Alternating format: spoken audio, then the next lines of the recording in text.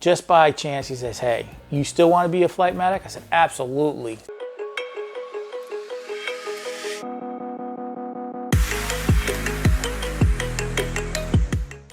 All right, welcome back to Heroes Next Door. Thank you for hanging in there with us. We've been answering a bunch of questions over the last couple of videos, and this is another one. One of the questions I had was, how did I get into flight? I was probably 3 to 5 years, I'm gonna say about 5 years in.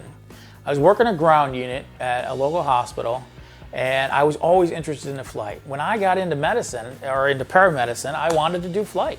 I thought it was cool, flying around, that kind of stuff. I wanted to be that guy rappelling and jumping out of the aircraft and going to get these really, really sick patients. But I learned very quickly that you need, 10, 12, 13 years of experience to really get on to a flight program. You need to know your stuff. You need to have that background. Many of us needed critical care transport to do that.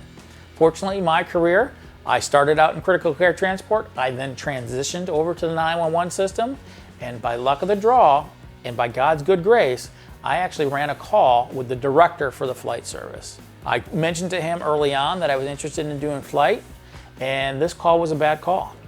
We had 2 kids that were hurt. One was in a cardiac arrest due to a traumatic injury. The other one was hurt pretty bad. And we worked on these kids together, and by the time we were done, we did a good job. We actually brought both kids back, and they survived. And that's when he actually came to me. Just by chance, he says, "Hey, you still want to be a flight medic?" I said, "Absolutely. What do I need to do? What kind of time do I need to put in?" And he says, "You know what? Next year we have an opening. If you're interested, then come see me." And that's exactly what I did. So I was 5 years into it, and I went to him. I said, "I'm interested." I became a part-time flight medic. Took a flight medic course, and I loved it. I did it for 10, 11 years before that service closed. I never went full-time. There's a couple reasons for that, but it's kind of the right place, right time, who you know, and again, you need to know your medicine.